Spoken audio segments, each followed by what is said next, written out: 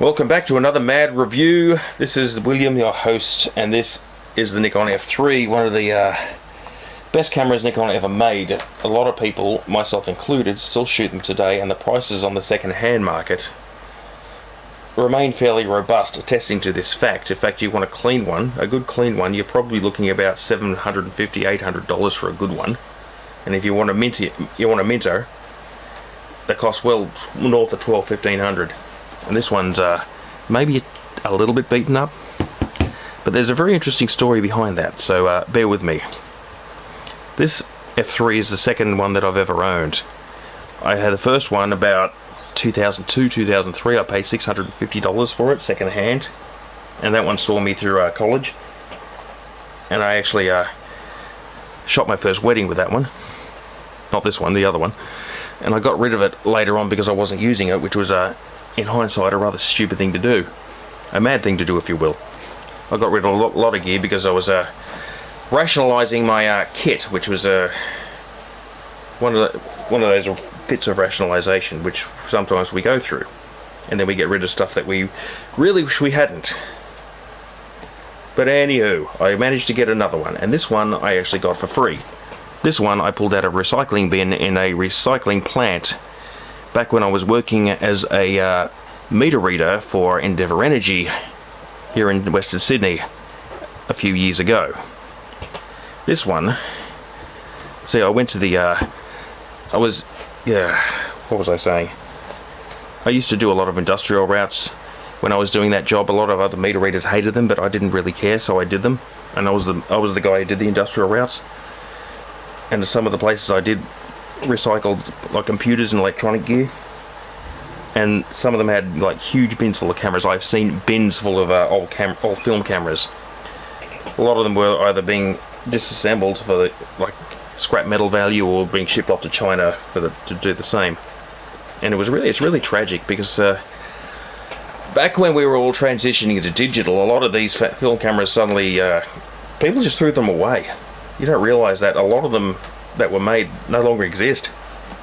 And now, because people are starting to realise that, and the prices are starting to go up, the value is starting to go up again, because all the hipsters, they like to getting into film. Actually, the hipsters have been into film for years, but now normal people are starting to shoot it again, and this is why film cameras and film are starting to get a little bit hard to come by. We're not actually making them anymore, unless you count like a rangefinder like the MA or the MP, which is like hideously expensive. And I can only afford, who of us has got like $8,000, $9,000 to spend on a mechanical film camera when you can just get a second-hand one? Hence why the Nikons are so popular. You want to find a good F3, FM2, Pentax K1000, cameras like that. They're just hugely they're in demand. In fact, there are so many videos extolling their virtues. It's probably pushing up the demand even more. I mean, look at it. This is a beautiful camera. And this particular unit, I know for a fact, was once in the service of the New South Wales Police Force.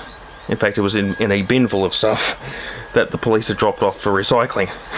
It was meant to be destroyed, so along with a lot of other stuff, I managed to rescue one, along with a few SB 910 speed lights, which I also use. And I know of one other ex-police Nikon F3 that's in the hand of a college lecturer where I did my last photography course.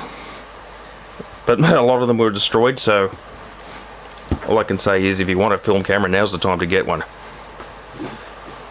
But let's have a look at it for a moment.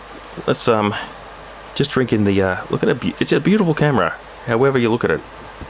I mean obviously didn't get the lens. I mean, it didn't come with a lens when I got it. I already owned the lens, but just drink it in.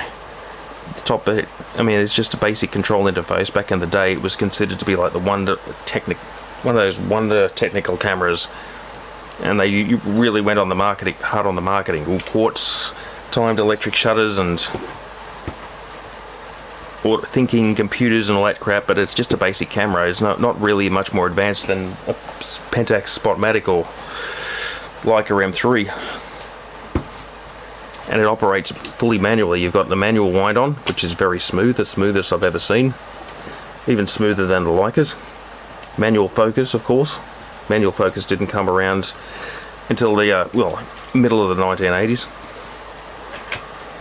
In fact, the F3 AF variant was one of the first first autofocus cameras on the market, and those are really rare. There's like 11,000 of those were made, because I've been looking up serial numbers. As opposed to like 800,000 of these. But how many still exist? God, yeah, I know. I love my cameras. I absolutely love my cameras. It's a very robust. This thing will last a lifetime. I shouldn't have got rid of the first one, but I've got this one purely by accident, purely dumb luck. In fact, this one was, probably one of the later production, late 97, early 98. And it works perfectly despite being chucked into a bin. That's how tough they are. The Nikon F3 was for a long time the choice of camera for photojournalists who were heading into war zones or horrible places where the camera was going to get banged up and the photographer was going to get banged up. Which is why there are, hell, there's probably some sitting still in, probably some in landfill somewhere that would probably work if you dug them out. But what can I say? The Nikon F3. And that is my review of sorts of the Nikon F3. Madness to the method, signing off. Please like, share, subscribe if you've actually got this far into the video. And don't mind the noise outside, it's been raining like a bastard all day. See you later. Damn you.